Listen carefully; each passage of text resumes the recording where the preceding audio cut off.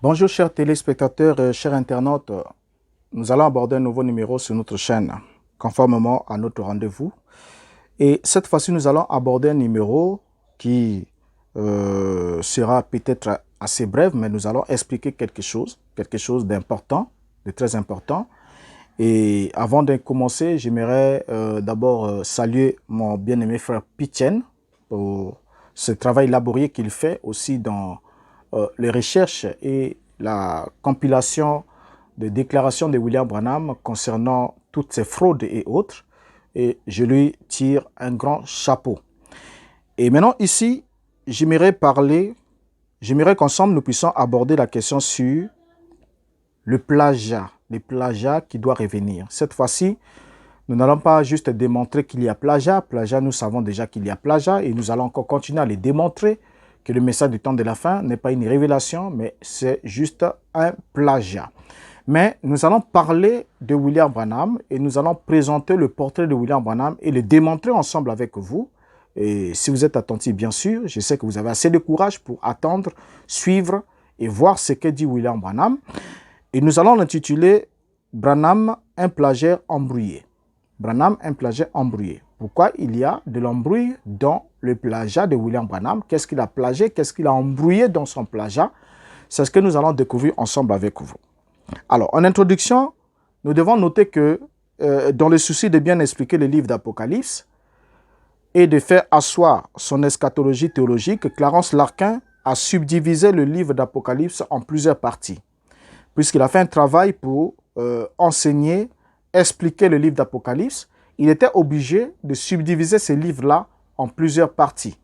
Et nous allons lire la déclaration de Clarence Larkin pour voir comment est-ce qu'il avait subdivisé le livre d'Apocalypse, puisque c'est Clarence Larkin, ce théologien baptiste qui a vécu avant même qui a quitté la terre, avant même que William Branham ne puisse entrer en ministère, avait fait des travaux laborieux sur le livre d'Apocalypse. Il a intitulé, il a parlé de le livre de la Révélation, The Book of Revelation en anglais, ainsi de suite, et beaucoup d'autres livres, beaucoup de travaux qu'il a eu à faire, des cartes, des livres, tout ça là, expliquant ainsi certains faits bibliques du point de vue dispensationaliste. Alors, il va nous dire ce qui suit. Clarence Larkin déclare dans The Book of Revelation, édité en 1919, page 31. Lisons-le. Il dit « Nous sommes maintenant venus à la troisième division du livre. Les trois divisions du livre ne se chevauchent pas et ne sont pas simultanées. Le mot traduit par « après » serait mieux traduit « après ces choses ». Le mot « ci-après » permet un espace temporel, tandis que les mots « après ces choses » se réfèrent aux choses qui suivront immédiatement l'achèvement de l'âge de l'Église, tel que préfiguré dans les messages aux sept églises. L'Église disparaît de vue à la fin du troisième chapitre et ne se fait entendre que jusqu'au 19e chapitre, où son mariage avec l'agneau est annoncé. Apocalypse 19, 7 à 9.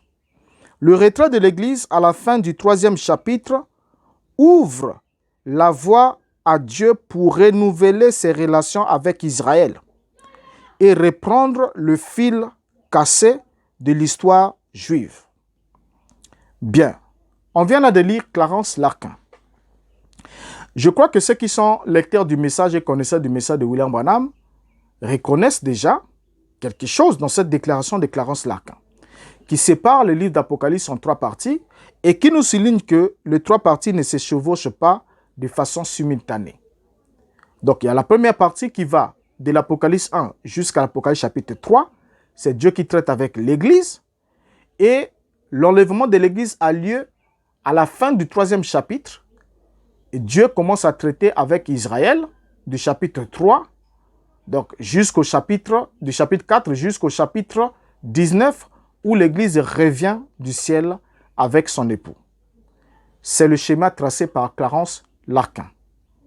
Comme quoi, tout ce qui est compris dans la Bible, à partir d'Apocalypse chapitre 4 jusqu'à l'Apocalypse chapitre 19, ne concerne exclusivement que Israël, et cela arrive pendant que l'Église est déjà enlevée. L'Église n'est pas sur terre au moment où tous ces événements apocalyptiques se réalisent. Ça, c'est le plan tracé par Clarence Larkin. Bien.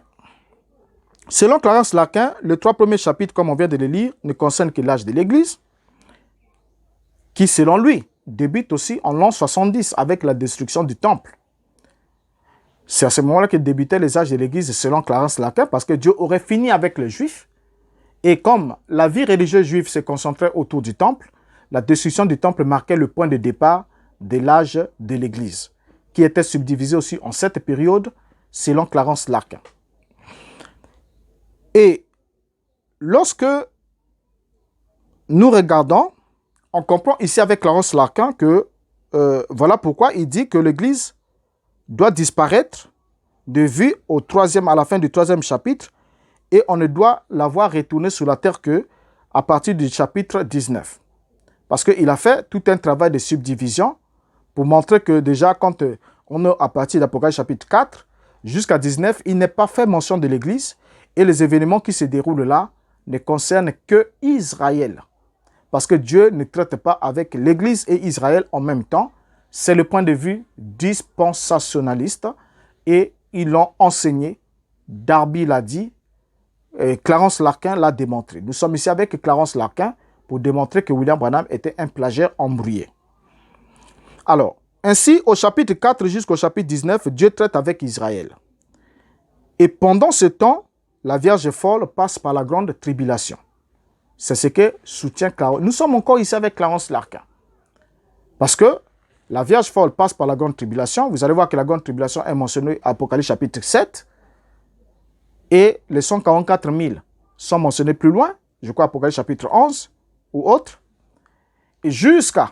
Donc pour William Branham et pour plutôt Clarence Larkin, Dieu traite avec Israël, et en même temps, la Vierge folle passe par la grande tribulation, mais l'Église, elle est déjà enlevée, elle est au ciel. Donc à la fin du chapitre 3 d'Apocalypse, l'Église est au ciel. Donc, tous les restes des événements concernent Israël et la Vierge folle qui passe par la grande tribulation. Mais non, lorsqu'on regarde ici, on doit comprendre que c'est la raison pour laquelle les sceaux étant situés entre le chapitre 6, les révélations de 7 sceaux, les sceaux plutôt, étant situés entre le chapitre 6 et 8, donc après le chapitre 4, qui symbolise l'enlèvement de l'Église, Clarence Larkin a donc placé tous les sceaux ainsi que l'apparition de l'Antichrist pendant la grande tribulation. Donc selon Clarence Larkin, après avoir fait toute cette déclaration, ces placements, il est resté fidèle à son propre plan du livre d'Apocalypse du début jusqu'à la fin. Donc pour Clarence Larkin, le chapitre 6 jusqu'au chapitre 8 contenant les sceaux, et jusqu'à l'arrivée de l'Antichrist, toutes ces choses, il les place dans la grande tribulation, et il les place après l'enlèvement de l'Église qui part déjà de la terre à partir du début du chapitre 4 du livre d'Apocalypse. Et Clarence Larkin fidèle à ça. Fidèle à ça. Alors, pendant ce temps, quand Branham, dans son ministère de plagiat, va reprendre la même subdivision de temps que Clarence Larkin a fait sur le livre d'Apocalypse, tel que Clarence Larkin l'a fait, mais il va commettre une erreur monumentale, comme nous allons le découvrir par la suite. Il va prendre la même subdivision du temps, exactement comme Clarence Larkin, le théologien Clarence Larkin l'a fait, mais il va commettre par la suite une erreur monumentale qui va tout chambouler. Lisons. Quand on lit Branham dans La fête des trompettes, prêché le 19 juillet 1964, paragraphe 28, il dit: les 3 premiers chapitres du livre de l'Apocalypse révèlent tous les événements qui entraient à l'Église. Ensuite, du chapitre 3 jusqu'au chapitre 19 de l'Apocalypse, on ne revoit plus l'Église. L'Église monte au chapitre 4 de l'Apocalypse et elle revient au chapitre 19 de l'Apocalypse, l'épouse et l'époux ensemble, qui reviennent sur la terre. Ensuite, du chapitre 19 jusqu'à la fin du chapitre 22, il est uniquement question du millénium et de ce qui suivra, pendant les années après. Du chapitre 4 jusqu'au chapitre 19, cette période-là, Dieu traite avec Israël. Bien. On voit bien que Branham n'a pas fait cette subdivision du temps d'Apocalypse par inspiration, mais par plagiat. Nous sommes d'accord. Est-ce que nous sommes d'accord? Oui, nous sommes d'accord. Nous le voyons très bien. Il ne l'a pas fait par inspiration, mais il l'a fait par plagiat. Parce qu'il a dit exactement la même chose qu'il a lu chez Clarence Larkin. Et lorsqu'il le fait par plagiat, nous comprenons qu'il y a déjà eu fraude ou vol intellectuel. On n'a pas besoin de définir encore le plagiat puisque nous en parlons constamment sur cette chaîne. Les ignorants branhamistes disent que Branham avait fait cette subdivision de l'Apocalypse par inspiration, alors que cela est faux. Cela est faux car Branham, de la même prédication sur la fête des trompettes au paragraphe suivant, va lui-même glisser les sources de son inspiration. Donc en d'autres termes, il n'y a pas eu inspiration, mais il y a eu plagiat. Parce que l'inspiration consiste à recevoir le souffle divin de son âme afin d'apporter à la connaissance du monde ou à votre propre connaissance un éclairage sur quelque chose qui est resté obscur et mystérieux jusqu'au moment de l'inspiration. Donc on ne peut pas retrouver quelque chose d'inspiré déjà révélé quelque part ailleurs et dire que voilà, ce qu'on a pris là-bas, Dieu l'avait inspiré et Dieu m'a aussi inspiré la même chose. C'est faux. Ça n'existe pas. Alors, on lit le paragraphe 30 de la même prédication, la fête des trompettes. Branham ajoute, « Alors, je m'en étais tenu à cela tout simplement, et je me disais, bien que plus tard, nous prêcherons les sots, sans savoir ce qu'il en était des sots. J'avais mon idée à moi, comme tout prédicateur en a, après avoir lu peut-être ce que d'autres personnes ont dit là-dessus. Et je faisais de mon mieux pour croire la même chose qu'eux. Les choses qu'ils avaient émises, leurs conclusions. J'avais lu le livre de M. Smith, Uriah Smith, qui est un docteur chez les adventistes, et j'avais lu ses opinions sur le sujet. Et j'ai lu M. Larkin. Bien. Là, c'est William Branham. Il nous déclare sa source. Il nous dit qu'il a lu M. Larkin. Alors, même avant de prêcher sur le sceau, Branham avoue avoir lu Clarence Larkin. Voilà pourquoi nous retrouvons quelques extraits de paroles de Clarence Larkin sur le sermon de William Branham sur les 7 sceaux. Et nous allons le démontrer le plagiat dans les 7 sceaux, la révélation des 7 sceaux, et vous allez découvrir les déclarations de Clarence Larkin. Et ça n'a jamais été l'affaire d'un ange qui venait révéler à William Branham ce qu'il devrait dire, qui était caché, qui était différent avec tout ce que le reste avait dit. Comme certains aiment le dire très haut et très fort, non, William Branham avait corrigé, il a lu Clarence Larkin, il a corrigé Clarence Larkin. Ce qui est faux. Il n'a pas corrigé Clarence Larkin, mais il a copié et plagié Clarence Larkin, il faut le dire. Alors, ceci déjà, avec ce que nous venons de lire ici, Branham qui dit « J'ai lu M. Larkin », c'est une preuve déjà irréfutable que le livre de Clarence Larkin a beaucoup aidé William Branham à élaborer son message sur les 7 sceaux qu'il a abusivement attribués aux anges. Donc, il s'est inspiré des livres de Clarence Larkin, mais il va attribuer ses propos aux anges ou ses déclarations, ses enseignements ou ses inspirations à la venue des anges qu'il lui aurait apporté, alors que c'est faux, il n'a fait que se ressourcer des livres déjà existants. Alors d'autre part, dans la prédication sur les 70 semaines de Daniel, un autre plagiat sur Clarence Larkin, bien sûr, Branham va dire ce qui va suivre. Dans les instructions de Gabriel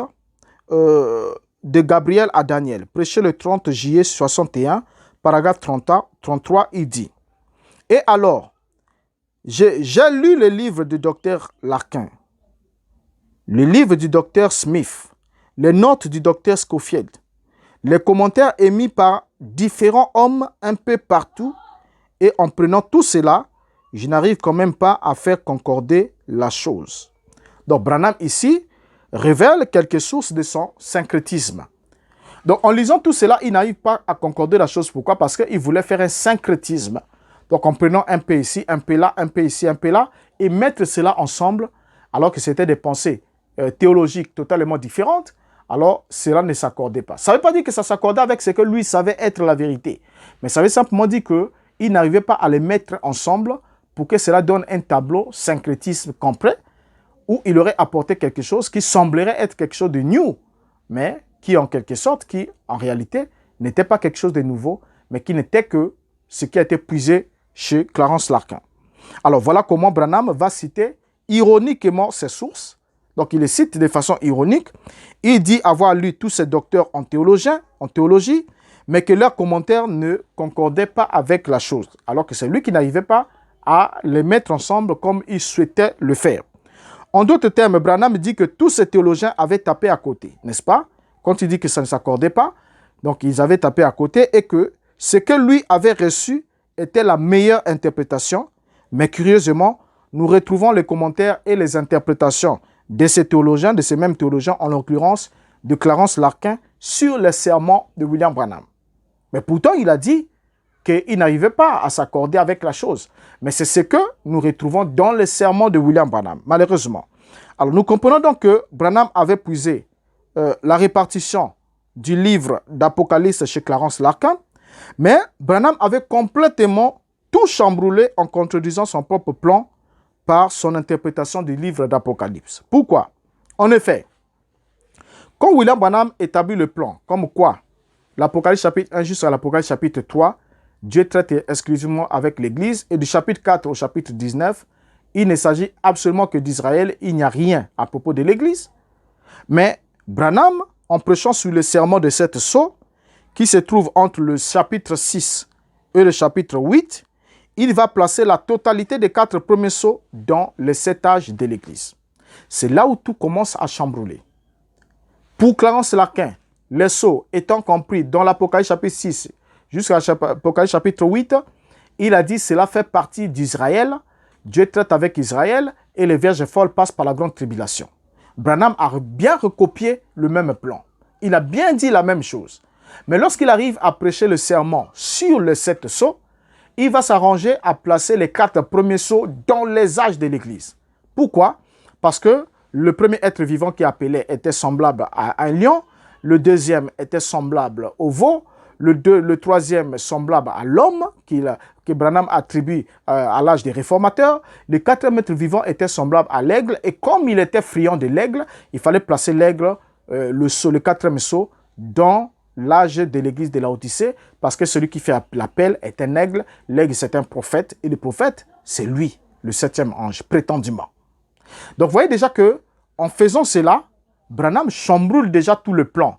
Il contredit totalement, il se tire une balle dans le pied totalement, alors qu'il a dit que tout ce qui est compris entre, au fait, il a répété Clarence Larkin, que tout ce qui est compris entre l'Apocalypse chapitre 4 jusqu'à l'Apocalypse chapitre 19 ne concerne que Israël. Dieu ne traite qu'avec Israël.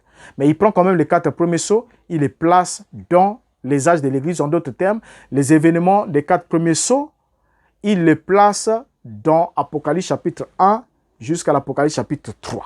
Voilà. Il les surcharge là. Ça, c'est Branham. Et pour le 5e sceau, Branham va encore s'embrouiller en disant qu'une partie a été déjà accomplie pendant la Seconde Guerre mondiale, lorsque Hitler et les nazis avaient gazé les Juifs, donc pendant la Shoah. C'est là qu'une partie du 5e sceau a été accomplie, selon lui. Parce que les âmes sous l'autel, c'était ceux des Juifs qui ont été massacrés par Eichmann et les autres, donc sous le gouvernement d'Hitler pendant la Seconde Guerre mondiale. Donc le 5e sceau a été en partie accompli pendant la Seconde mondiale, et l'autre partie, donc les autres frères de ces gens qui doivent être tués, attendent l'enlèvement de l'Église, et cela doit être accompli après l'enlèvement de l'Église quand les 2 prophètes ou les 2 joints doivent revenir en Israël, ainsi de suite. Vous voyez comment Branham s'embrouille complètement. Et non seulement ça, Branham dit que l'autre partie s'accomplira après l'enlèvement, donc l'autre partie du 5e sceau doit s'accomplir après l'enlèvement. Et pour le 7e sceau, Branham le relie avec Apocalypse chapitre 10. Selon Branham, il est le 7e ange d'Apocalypse chapitre 17. Et donc, une partie de ce sceau est également déjà accomplie. Parce que l'Apocalypse chapitre 10, verset 7, fait partie du 7e sceau. Et selon Branham, L'ange qui descend avec le livre ouvert doit trouver le 7e ange sur la terre parce qu'il doit le présenter comme Jean l'a fait. Il dit le 7e ange est sur la terre au moment de cette venue. Le 7e ange, lequel, selon Branham, donc le messager de l'âge de l'Odyssée d'Apocalypse chapitre 3, 14, doit être sur la terre au moment de cette venue. Regardez combien William Branham était un plagiaire embrouillé, complètement embrouillé. Et nous nous retrouvons dans un dilemme quand on se retrouve face à tout ça. Nous nous retrouvons dans un dilemme. Comment l'Église vit-elle tous les 7 sceaux ou une partie d'entre eux, alors que selon le plan préalablement établi par Branham, l'Église devait être au ciel pendant cette période, puisqu'elle est enlevée au chapitre 4 et réapparaît au chapitre 19. C'est une bonne question. Comment l'Église peut-elle vivre? Comment est-ce que les 7 sceaux peuvent être complètement inclus dans l'âge de l'Église, alors que l'Église est censée être enlevée au chapitre 4 et que les événements qui tapissent le chapitre 4 jusqu'au chapitre 19 ne concernent exclusivement qu'Israël, l'Église n'est pas sous les tableaux. Comment? Donc vous voyez que William Branham ne prenait pas la peine d'étudier profondément le plagiat qu'il faisait. Il faisait le plagiat, il prend, mais il n'étudie pas le fond, la conséquence de ce qu'il apportait comme affirmation et déclaration. Voilà comment Branham s'est complètement bourré en copiant bêtement les théologiens, la théologie de Clarence Larkin, qui par contre, lui, est resté fidèle. Clarence Larkin est resté fidèle à son plan et le plan de son interprétation sur le sceau, en les gardant exclusivement après l'enlèvement de l'Église. Il dit les sceaux s'accompliront après l'enlèvement de l'Église, la venue de l'Antichrist, tout ça là, c'est après l'enlèvement de l'Église. La grande tribulation qui va arriver avec les vierges folles, c'est après l'enlèvement de l'Église. Et pour Clarence Larkin, jusqu'à l'enlèvement, l'Église ou le monde sera dans l'Apocalypse chapitre 1 jusqu'à le chapitre 3. Le reste, c'est après. Tant qu'il n'y a pas enlèvement, on ne peut pas changer de chapitre. Mais ceux qui mentent alors, qui disent que Branham avait corrigé les enseignements de Clarence Larkin, doivent nous dire si ce dernier a corrigé ou embrouillé les enseignements de Clarence Larkin. Branham a-t-il corrigé les enseignements de Clarence Larkin ou il les a embrouillés en voulant mettre un peu de sa sauce pour donner une certaine particularité et il s'est tiré une balle dans le pied. Voilà ce qu'on avait pour ces brefs numéros, juste à vous démontrer que William Branham était un plagiat embrouillé. Et partons d'ici, le pasteur, prédicateur, mon cher frère, on vous dit, on vous le lisez, vous avez lu Branham, vous comprenez par là que il était juste un plagiaire. Et quand il plagiait, au lieu de demeurer même dans les traces du plagiat, ou de demeurer dans les termes des expressions plagiées, non seulement il ne citait pas, il ne disait pas la source d'où il tenait ses enseignements, il ne le disait pas, mais quand il les citait, c'était ironiquement pour dénoncer, pour dire qu'il n'était pas d'accord avec eux. Mais au même moment qu'il disait qu'il n'était pas d'accord avec eux, c'est exactement ce que eux avaient dit que lui prêchait. Vous voyez combien c'est malhonnête. C'est intellectuellement et spirituellement malhonnête. Alors, je vous prends congé pour ce numéro et vous donne rendez-vous pour un prochain numéro. Ne le manquez surtout pas. Et s'il plaît à Dieu que vous avez aimé la vidéo, cliquez sur like pour qu'elle soit recommandée aussi aux autres. Et partagez le lien aussi aux autres pour qu'ils réfléchissent, qu'on réfléchisse ensemble. Ne me prenez pas en mal, mais prenons le temps de réfléchir ensemble. On a été longtemps trompés, on s'est longtemps trompé, mais on n'est pas obligé d'être trompé toute la vie. Il y a un certain temps où on doit dormir, mais à un certain temps où on se réveille. Le seul sommeil dans lequel on ne se réveille pas, c'est celui de la mort, à moins que vous soyez déjà mort. Mais si vous avez encore l'instinct de vie, l'instinct de conscience, un peu d'intelligence, vous pouvez faire usage de votre propre matière grise, vous allez comprendre que vous êtes trompé, vous avez suivi quelqu'un qui ne savait pas ce qu'il disait. Il a passé tout son temps à vous embrouiller, voilà pourquoi il y a une multiplicité de doctrines, parce que Branham disait ça et ça, une chose et son contraire ici. Pourquoi? Parce qu'il n'arrivait pas à garder les deux pieds sur place dans un seul plagiat ou dans un seul document dans lequel il s'inspirait. Alors, je vous donne congé et vous dis au revoir et vous donne rendez-vous dans un prochain numéro, s'il plaît à Dieu, toujours sur la même chaîne. Merci.